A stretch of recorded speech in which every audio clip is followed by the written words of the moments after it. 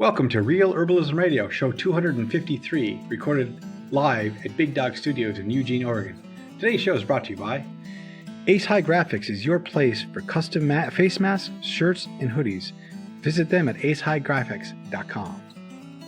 Now, here are your hosts. I'm Candace Hunter. I'm Patrick Hunter. And welcome to Real Herbalism Radio. Hi, Candace. New year, new you, new me. What's up?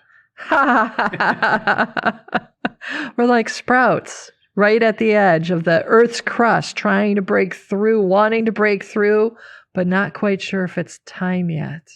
Oh, it's January. Yeah, you got a little bit of warm weather graced itself in the Pacific Northwest, and you were already.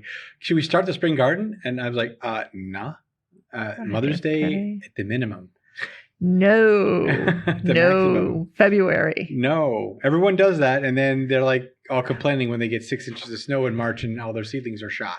Yeah, except for the peas and the lettuces, which are usually pretty happy, and the radishes and the beets. There's a whole bunch of crops that are happy. Yes, you can do some cold weather croppage. That's good. Fine. That's See, fine. But that's you didn't my say point. that. You were like, do you think I could start up? I'm like, no. Yeah. Well, Rebecca kind of inspired me. She got me thinking about gardening and garden stuff. She's out in nature all the time, doing lots of planting and stuff.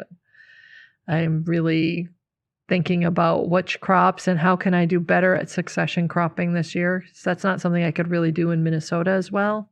I mean, maybe if I knew what I was doing there, maybe, but the season there's much shorter because the winters are longer, right. And the ground takes time to thaw, Whereas here, the ground is thawed. I can dig all year round, Yeah.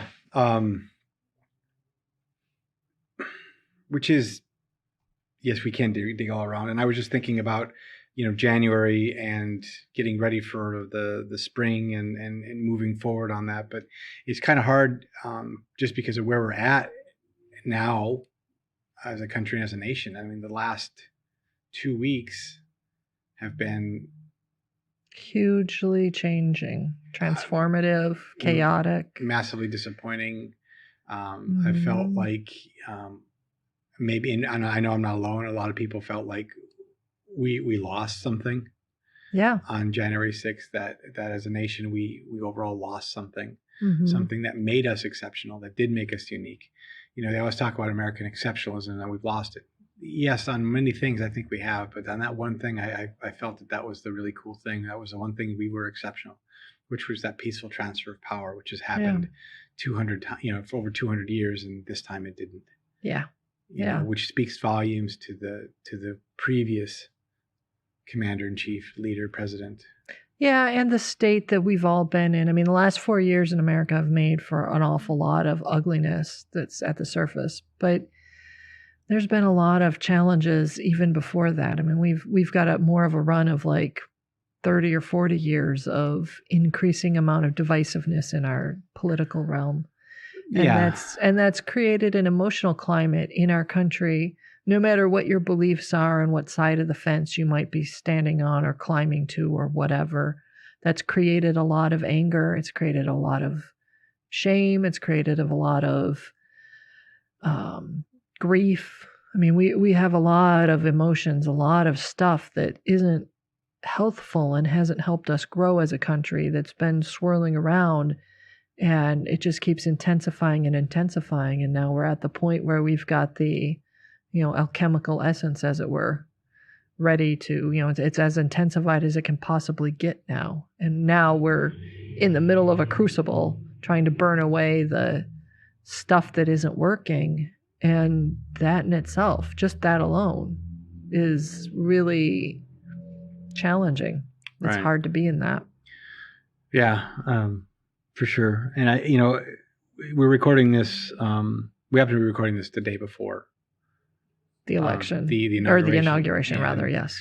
You and I have decided, based after what we saw January 6th, that, maybe it'd be better just to stay home at least half the day tomorrow during the inauguration, during that period of time, to kind of, if there's any uproar, just to kind of stay away from things, if you will. And, obviously, we live on one side of the town. We're on the West Coast, so it's going to happen at like 8:45. It's going to start. And, part of my New Year's resolution is I'm biking in. So that takes me about 38 to 45 minutes, depending on me biking in. So getting in early enough, and with the winter time still and all the darkness, and it just might be better just to say, because, I watched the previous inauguration because I was curious to see what was going to happen. Yeah. Not 4 years ago. 4 years ago. And it didn't start well, and it didn't continue on as I had hoped. I mean, the 2 days, a day later, they're already, lying about the crowd size for Jesus, Yeah. And that just started the whole, that's okay. This is where we're at now. There's alternative facts, and this is what we're doing. Yeah, it's been interesting to watch over the last 4 years. The question of what is the truth and what does the word truth even really mean has been arising. And it was arising before that in peripheral issues. Questions like, gender, and how do you even handle that? Gender, binary, not binary, all of those things were really, at their essence, questions about what is the core truth about being human. Right. And about being who I am, whoever the I is, and how do I fit into the culture? How does our culture perceive all of that? What is the truth? And the question of what is the truth now has gotten to such an elementary level or an intensity that, the question of how big is the crowd at the inauguration. Yeah, it becomes a political debate versus look at the pictures, kind of can tell you what, Yeah. They've been doing it long enough, they can estimate. Yeah. But so I think about that time 4 years ago with where I'm at today, and wanting to watch it tomorrow, and not wanting to watch it for the hope that something dramatic happens. No, I'm hoping for peaceful transition. Actually hoping for nothing to happen. I want it to be very plain. Yeah, I'm hoping that it's just a presidential speech, a couple of readings by a poet or two, maybe a song, swore on the Bible, bada bing, let's get to business. Let's get to work. Yeah. That's what I'm really looking forward to. That's what I'm hoping tomorrow. For. Yeah. Versus the fact that we haven't heard. It's so nice not having the president in the news every single moment of every single day of every single second. Yeah. So it's been great, and I'm hoping that will be the way forward. And I know Biden already said he's not going to tweet. It'll be the office of the president. So there'll be a communications director doing that. But thank you. Anyway, so we were talking about as loss and all that kind of stuff. Yeah, I mean, that's one of the things that Rebecca talked about was the idea of loss and growth and evolution, and I am seeing that happen in our culture. I'm seeing that happen with everyone around me. Right. I'm feeling it happen. And it's been, from my perspective, I've been really working for the past, couple of weeks, and I still think for a couple more weeks, of just trying to observe, see what's happening, see what am I thinking or feeling as a result of whatever does or doesn't happen. Mm-hmm. Where am I at? Why? What's at the core of that? How can I evolve if I don't take the time to witness my own reactions and to ask where are those coming from? The stuff that's happening on the surface, this happens in the news or, in the political sphere or whatever. It doesn't directly affect me and my little life, but it definitely has a huge impact on my emotions. Right. And the impact on my emotions I'm noticing for myself is much greater than the reality of how much that event did or didn't impact my actual life. Mm-hmm. The milk still costs the same at the grocery store. I still have to gas the car, however often. Mm-hmm. All those normal things in life are still the same, yet I'm having a huge emotional reaction. So I've been thinking about how do I discover what some of those roots are and figure out why the emotional reaction is as big as it is, which is kind of like, therapy, what Rebecca works on with people. Right.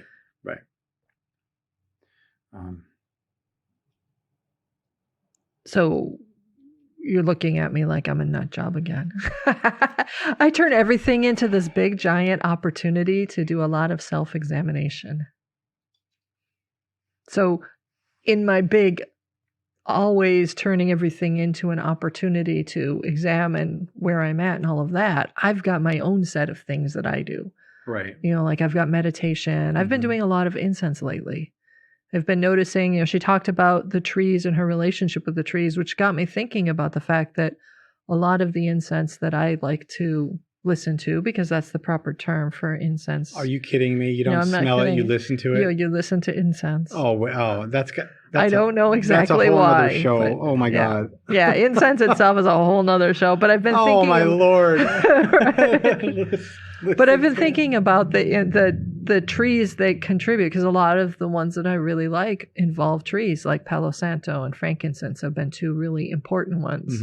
The blends that I've been wanting to really experience lately have been, usually centered on one of those two, if not both. And they're both, deeply cleansing trees. I mean, they help you clear your mind, clear yourself, your energy field, so that you can just have some peace. And then in that peace and that stillness within, then you can actually safely or feel safe about looking at whatever it is that's got you upset. And they help you, my experience of them is they help you to clear away, okay, I'm looking at this thing inside me and I'm upset about it, and I see it's connected to some past experience or something I learned, an idea, an ideology that I had, and more emotions showing up. Oh my gosh, now I'm starting to feel, upset or grief or whatever that's rising as a result of me looking at it. And the incense of Palo Santo or frankincense, it's almost like a friend coming over and saying, well, here, let me sweep that away and give you a little space so you can breathe again. Okay, now let's look at that again and see. And you keep looking at it and you keep having the emotion rise and then sweep it away, and you look at it again. And at some point, the emotion isn't so strong. And at that point, you can actually start to work with whatever the issue is or was. Logic out whether or not it's even relevant anymore. Like my fears around biking. Yeah. I mean, I had a lot of bike accidents when I was a kid. A lot of bike accidents. And some of them were pretty unpleasant, I mean, I walked home with lots of blood. Let's just put lots of blood gushing. I never had an accident that caused permanent damage to my body, but definitely a lot of accidents that caused permanent damage to my psyche. Any kid who rode a bike for as many years as we typically ride bike until we can suddenly drive a car, you're going to have accidents. Hell, I've had 2 accidents already on my bike. You've been biking, within 100 miles of putting on my bike, I've had 2 accidents. Not that I did anything stupid. My wheel went into soft ground and I couldn't get it back up on a sidewalk, and the bike just said nope. And just dunked right over. Yeah. And my bike happens to be a cargo bike, so it's a little heavier than other bikes, so I couldn't even get a chance out of it. So I dumped it twice. Same problem each time. Wheel went into the soft ground, and that was it. I couldn't get up and out. Now, if I had knobbies on that tire, maybe, knobby traction, maybe I could have gotten out of it. Right. But my bike isn't designed for off-roading. Right. So, but we all have accidents, and we all have to, brush it off. And that it just seems like you have had an inordinate amount of accidents, considering the disproportionate amount of miles you seem to have ridden. Right. Yeah, because I really didn't put that many miles on as compared to many, many young people. I mean, I wore bikes out. Yeah, I sure did not. Not wear out bikes. I mean, I wore out the brake pads apparently very early in the biking career, and then didn't know you should replace them. So I rode without brakes, essentially, or with almost no brakes. Yeah, and back in the 80s, they were red gummy brakes typically on most bikes that we were getting. So I probably should have been replacing them like every 2 weeks. Season. I probably should have been replacing them. We had a big hill, a couple of big hills. Yeah, I mean, essentially, it's an eraser on metal. Yeah. Right? So it's gonna right? It's going to wear. Right? Sure. But, my 11-year-old self didn't have any clue about these sorts of things. Just no clue. Yes. Well, and nobody around you did. I mean, and I knew these things because I was mechanically inclined. I was always on my bike. I was putting miles on my bike. If it suddenly didn't start doing what it was supposed to do, like stopping. I had the. You knew how to I look was in a into small it. town. I could easily go to the quote unquote bike shop, which was the hardware store with the little bike area, and ask the guy behind the counter, says my bike won't stop. And he looked at it and says, you need brakes. And then I would buy brakes and then I would put them on. Yeah. And then I knew that, I had to do brakes. Yes. And I lived in a suburban neighborhood far from the closest bike or hardware shop. Right. So it wasn't accessible. And at that age, I wasn't even allowed to just go out biking for, across town. I understand. It was a big city. The funny part is I visited my hometown recently and it's gotten so much smaller. I mean, it was smaller when I visited 15 years ago, but now it just feels tiny. Right. Because you're used to a much bigger city. That might be the case. And you've grown. But, Finn, our son, he remarked at something the other day about the size or distance of something. He's like, God, this used to be so far away. And this was so, I just remember this being so big. I said, yes, because you were so small. Yeah. Yeah. Said, you've changed now. You're bigger. The distances are different. The spatial awareness is different. So, that's how it is. And your memory is different. Yeah. And my memory of my little hometown was obviously bigger than I thought it was. Yeah. Right. Because it was tiny. Yeah. I mean, my dad gave me a tour of all the changes that have happened in the last 15 years. And that took you 15 minutes. Yeah, we drove to the town. It was 10 minute circle. I'm like, oh, that's it? Jeez. Oh, yeah. Okay. Yeah. Well, I've noticed that for you, it seems like biking and getting out and just getting physical has been one of your ways of dealing with or, clearing that emotional baggage that keeps you from really evolving. Yeah.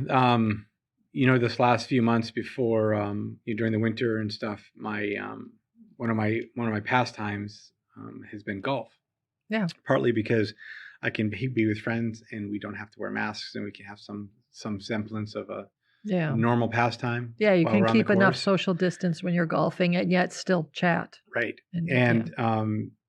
But with the cooler weather and light and, we stopped, right? Yeah. And rain. And so we stopped. So I was finding that I wasn't doing anything. And I also noticed in the last few months that my weight gain had got back up. I'm still lower than I was when I started last year, which is really good. Yeah, that is really good. It was like I almost knew COVID was coming and I prepped for it. But I was still at a net loss for the year, but I was back. I had gained half of what I had lost. Right. And I kept thinking about, well, how can I get out to the gym? And I can't. They're closed. There's no way to get to them easily. It's just not a way to do it. And I don't have a place at home for it. But the idea now was, well, let's do this and let's kill two birds, one stone, or maybe three even. Work out. So I have physical activity to help with stress and help with all of that. Lose weight, bonus, and good for the environment. Because now I don't have to bring a whole nother vehicle to the office.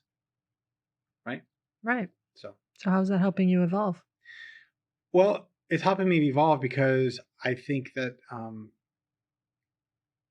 I'm looking at things a little bit differently now. My day is different now. I'm evolving to a slower pace of a day.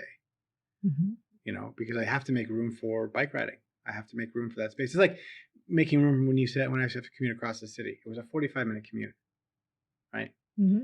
And I have to make space for that. I have to leave earlier. I have to leave later, whatever it was. Now I have to do that again. I have to evolve a little bit.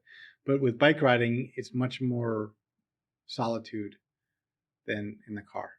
And I know that sounds weird, but it is. Well, I mean, in the car, you put on your music or whatever, or your podcast, and you're not really alone anymore. And you can chat with friends on the phone very easily. If you want to, sure. Yeah. You should not be texting while you're in the car driving. Okay, kids. If you're a passenger. Okay, kids, safety tip. Just saying. But yeah, and I think, in a way it becomes, there's a meditative state that you get involved when you're going and you're biking and you're biking. Mm-hmm. Granted, I have to watch for signs, I have to watch for traffic, and I have to do all those things, but there's just a different part of it when you're on the road by yourself doing it. More freedom too, because I can go places cars can't go, and I can go into parks, I can go to the other places that you can't do with a car. So that's evolved. I think that's helping me evolve, and I'm enjoying being done. When I get done with biking, I enjoy the feeling of it. So that there's a euphoric feeling of when I get done, and so there's that moment. So that's when the endorphins have finally kicked in, and it's really nice. And I like having that. I miss having that from weightlifting. Yeah, it's a good counterpoint to the heaviness of the changes that we've been going through in the like political, economic, health spheres of our lives as a collective. I mean, Yeah. all of us. And the other thing too is I don't have to wear a mask when I ride my bike. I don't. That is nice. It's just nice being out. Yeah. And not having to. I mean, people do, but I don't. I imagine that if you lived in a larger city, like, near Boston where Rebecca lives, I could see where wearing a mask would be something you'd really probably want to do, because even on the cold days, even on the cold days, they're going to have a lot of traffic. There's going to be a lot of people out. Yeah, there might be. And as the weather progresses and gets warmer, which, this is going to happen, obviously, and there might be more people on the roads, more pedestrians, more people on the bike paths. Yeah. And I may have to do that. But the other thing, too, if it's open air and it's windy, like it usually is and sunny, I'm not as concerned about it as being in a closed room, closed proximity, closed group of people. Oh, yeah. Yeah. Sacred Blossom Farm blends the best living herbal teas. Hand scale farming, no pesticides, no herbicides, no additives. Simply the best herbal tea you've ever had. Get yours today at sacredblossomfarm.com. How about you? Like I said, I've been doing the incense and the meditation. I've been working with various plants to, just create stillness and relaxation for myself. So what are some of the plants that you've been working with? One of the ones I've been doing a lot of is just green tea. I've been surprised at how much green tea, not black or oolong or white, but green is very specifically calling. And green tea is linked with, there's like scientific studies linking it with anti-anxiety and calming the nervous system. So I'm thinking that that's probably part of it. Black and oolong teas both tend to have more stimulant properties than green. White is the one with the least amount of stimulant properties. Yeah, in my mind, least flavor too, but that's a whole other story. Yeah, well. Well, yes, I like to be punched in the mouth with my beer, my coffee, my wine. So, yeah, I like very large flavors. Now, I will be honest with you though, the last few times you've had tea, I've like, oh, maybe I should have a glass of that too. Yeah, so. Well, you're getting there. You'll evolve eventually. Well, I think when you do have it, I think you've had it at night, and it's nice to just have a warm glass of tea. I mean, I am doing like many other people after a whole year of COVID and alcohol consumption that went beyond more normal. Yeah. I've decided that January is a dry month for me, and green tea at night might be nice too. Yeah. So I'm drinking a lot of water, people. Yeah. Well, I've also been drinking a lot of dandelion root tea. Every morning I take a cup of that, and I make it, reasonably strong so that, I'm supporting liver health and all of that, because your liver does a lot of, processing of all this stress hormones, all the estrogen-based hormones, which includes obviously estrogens, but it also includes all the stress hormones. So your liver's processing all of that, and life's been stressful and emotional. Yeah, it has been. And I mean, I think I should probably get onto doing that too, maybe in the morning. So when I get to the work office, make some dandelion tea. Yeah, that's, I've been noticing that it's helpful, and I like having it. Just one cup in the morning seems to do well for me for the day. Mm-hmm. So that's been another one that, I've been using as a support through all of this. I've also been dealing with picking up herbs for helping me sleep, because insomnia has been, I might be able to stay fairly stable and feel fairly comfortable through the day. At night, my Aquarian side kicks in, and I really can't get my mind to stop moving. I've had restless sleep. I've been waking many times. My dreams are scattered and intense and chaotic. And I wake up, and then my mind is racing. It takes forever to fall asleep again. I mean, it's, stress-induced insomnia. And I've been reaching for herbs like valerian and milky oats and skullcap to help settle that. Milky oats helps soothe your nerves and nourish them. Skullcaps helps mind, the racing mind to settle down. And valerian is just my favorite sedative. I love that stuff. Even though it's dirty socks. Oh my God, it's heavenly. It is heavenly. Passion flower is another one I think that is in that mix too, which is a gorgeous, gorgeous flower. And yeah, it's a sedative, but honestly, it's a very uplifting kind of sedative. Valerian gets you really down in the dirt, snuggled in, Right. like a sleeping bear. And passion flower to me is more like it puts you up on that cloud. Like you imagine the little angel babies on the cloud floating along. They're the ones drinking the passion flower, and Mama Bear's drinking the valerian. So I guess it puts me in Mama Bear's den. But so those are the ones that I'm reaching for as my primary ones to help me get through the insomnia and settle it down. Some days have been really hard to keep moving just because I'm so tired, Yeah. I've been exceedingly tired over the last few weeks, maybe a little longer. Yeah. And I'm a little more run down, and I'm not sure if it's what it is necessarily. The acupuncturist said it was a little bit of being anemic, so I'm looking at ways to increase iron, but also energy in general. Taking this herbals thing called Tang. The sea Wu-Tang? Yeah. Every time you say that, I think of the Wu-Tang Clan, and I want to go into rap. Funny. But it's funny. Yeah, me too. I do too, but, actually. So maybe this is a new rap band. But anyway, and I'm not even sure what's in it. All I know is that I take 3 a day, and I suck on them. And you also made this other tea that one of the flavors in that herbal tea that you made, and I think it has mushrooms in it and a few other things. Yeah. There's the same herb is in these tablets, tablets that I'm sucking on, if you will, because I don't want to make the tea. I just suck on it.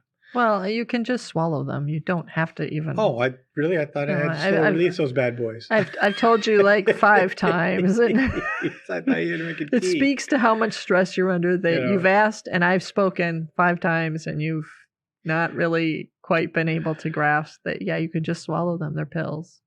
I mean, technically, Si Wu Tang means tea, because I think Tang means tea, but they're tea pills. It's a Chinese formula. I don't remember everything that's in it, but it's a Rehmannia-based formula.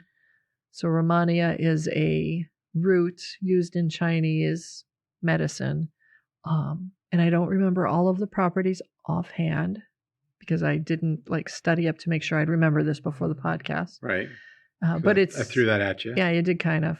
But that's okay. It's a really good one for what Chinese medicine calls building blood and helping to improve digestion. So it cools your digestive tract, which I believe really functions well when your digestive tract becomes overheated, or it's like I don't want to say it's got toxins because that sounds like very woo-woo hippie. But when your digestive system is overloaded and it's not absorbing well, it's not doing its job as well. Rehmannia is one of the ones that kind of slows everything down and helps you to take in the nutrients better and make better use of them. It's often included in formulas for women at menopausal stages or perimenopause, or people who are going through a lot of stress or need to rebuild, like for instance, after an illness. It's included in some other formulas. I mean, it's in a lot of formulas, but I'm not super well versed in the whole entire pharmacology of Chinese medicine. But I do know there's one I've been taking it's called 6 flavor pills in English, and I think Rehmannia is in that mix as well, and it's typically used for children. Okay. So it's a digestive soother for children because, I'm childlike. Si Wu Tang is a one that I like. I come back to it, but I have to take a much lighter dose of it because it can be a pretty strong formula. But for where you're at, makes a lot of sense. Yeah, I mean, it's not pepping energy, if you will. It's not doing that, and I'm still deciding how to move forward on, one of the. Yeah, we'll figure that out, but I'm not sure yet how I'm going to move forward on some of the other issues there with that. Yeah, the question of whether to continue to be vegetarian is a big one that I know has been weighing on you. Well, yeah, because, if you take a Venn diagram of what you can eat, I know, and what I can eat and are willing to eat, right? Yeah. And you put them together side by side, and then you find the commonalities between them. The sliver of commonality between them is getting tighter, smaller, and tighter and tighter. And one of the places that you and I have almost always in our marriage, in our partnership, and everything have come together on has been food. Yeah. Yeah. And now it's to the point, or it's getting to the point where you have your food needs, I have my food needs, and there's not much in the middle that they're both meeting on. Yeah, you know, that's one of the things that when I was much, much younger, I used to look at the cultural practice in India of arranged marriages and think, oh, this is terrible. You know, how could people do this? And one of the pieces of that, that's a huge, like, whole nother discussion. And I had a very simplistic idea of what it was. And as I've grown and learned more about Ayurvedic practice, one of the things that arose at one point is that when you're looking at long, long, long ago, part of why arranged marriages arose was, sure, politics and a lot of other things. But one of the pieces was if you come from a family that has predominantly kapha energy, for instance, it's generally going to be a lot harder for you to marry someone with, let's say, vata energy, because the foods that you eat and the conditions that you need to thrive are radically different. Kapha needs one set, vata needs something else, pitta yet something else. And way, centuries ago, because of that cultural practice, families tended to stick to mixing with other families that were a little bit more similar in terms of their very basic, food and medicine needs. Right. Which on many levels makes an awful lot of sense. You and I don't happen to have the same needs. We have some overlap, but we're not the same. And I can see where the stress of that can be challenging in a relationship. Mm-hmm. And I can see why families of, centuries ago might have said, yeah, maybe not so much with having that challenge. It's hard enough just to, survive. Well, maybe that's the case. And I don't know, maybe we're, as modern people, we have, because of our modern diets, we have things that have happened in our food that wasn't there ages ago. We definitely have that too. Yeah. Right. And often my understanding of the way that Ayurvedic medicine tends to view most people who come from Western Europe is that they tend to be of mixed doshas. So there's the, kapha pitta or vata kapha or whatever. Mm-hmm. And you and I are both mixed dosha types, and we share one dosha, but the others are, the way it's all weighted is different. Right. I mean, so anyway, that's another avenue of stress for us right now is. Yeah. Yeah. Yeah. I've been seeing that the mushroom tea that we made, because we made the tea that you don't like drinking. Yeah, I know. It's good for me. I understand that. I get it. I know all you kids out there, you drink your herbal teas when your herbalist gives it to you because it's important. And I know they suck. But just drink them anyway. Yeah, that one is one that was about helping regain a little bit of energy. I included shiitake mushrooms, those are just good nutritive and slightly adaptogens. But mostly they're good nourishing ones. And then I added some white peony and some faux tea, which is, both of those are like blood movers. So it helps your body have energy and move what it's got. Yeah. And along those lines, since you're not, selling it to people, you don't have to make it taste good. No, I don't. But the funny thing is, it tastes good to you. I know it tastes very good to me. You like it. Yeah. A lot. And I'm like, I don't know how you can drink this. Yeah. Yeah. And for me, a lot of times the medicine I need tastes really good to me. But I've noticed for you, a lot of times the medicine you need does not taste good to you. And the medicine that's not good for you tends to be what tastes really good for you. So the stuff that reinforces the imbalance you already have is often what you gravitate toward. I don't know why, and for me, a lot of times I'll feel that pull, but it feels distinctly different than tasting good. It's like a craving, but it doesn't actually taste great. It doesn't fulfill the craving. So then I go in the opposite direction, and usually that fulfills the craving. It's all about the pleasure thing. Yeah, I know. I know. And our minds are wired very differently when it comes to that kind of stuff. I mean, what's pleasurable for me typically is what's also good for me. And my mind is just more wired that way, but it isn't always the choice I make. And I try to convince myself things like Reese's peanut butter cups are really good for me, so I should eat them. I notice how 5 you. of them. Yeah, and I notice how you get those in the house too. You know you're not supposed to have them, but I do anyway. I find a way. But you'll signal to me, hey, wouldn't they be good? Wouldn't they taste good right about now? Nature finds a way. Yeah. And before you know it, I'm. Hey, Finn, drive me to the grocery store. So. Yeah. Well, Mama's got to do what Mama's got to do. Right.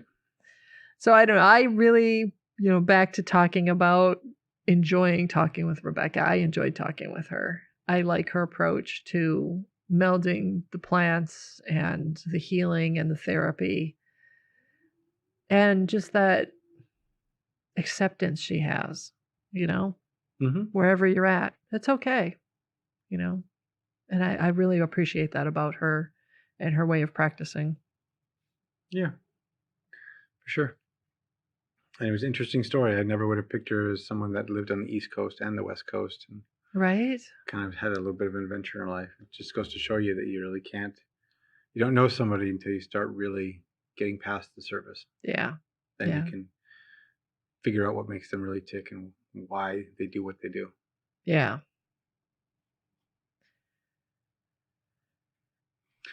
All right. Well, I guess with that, ending on a more somber note. Well, it's been a somber few weeks. I mean, I'm walking around with rocks in my pockets, trying to keep myself grounded and protected, trying to keep myself uplifted at the same time. All I can say is, everyone out there, just 1 foot forward, keep moving. Mm-hmm. Our people that lived through the Depression and lived through the Spanish flu and did all this stuff, they just kept 1 foot going forward and they kept moving forward. It's hard. It's difficult. And for a lot of people, we've been very lucky getting through what we've gone through so far. And I know that other people are not as lucky, but just persevere. It will be better. Yeah. And I would also add to that, be willing to examine what comes up for you as it comes up and be willing to let go and allow your ideas or your thoughts or your expression to change. Yeah. Obviously, we weren't as a society, global society, weren't making changes. Yeah. So Mother Nature said, hey, y'all are going to make some changes now. So with that, put an herb on it. Herbs and products on this podcast have not been evaluated by the United States Food and Drug Administration, FDA, and are not intended to diagnose, treat, cure, or prevent disease. All information provided on this podcast or any affiliated websites is for informational purposes only and is not intended as a substitute for advice from your physician or other healthcare professional. You should not use the information on this podcast and its affiliated websites for a diagnosis or treatment of any health problem.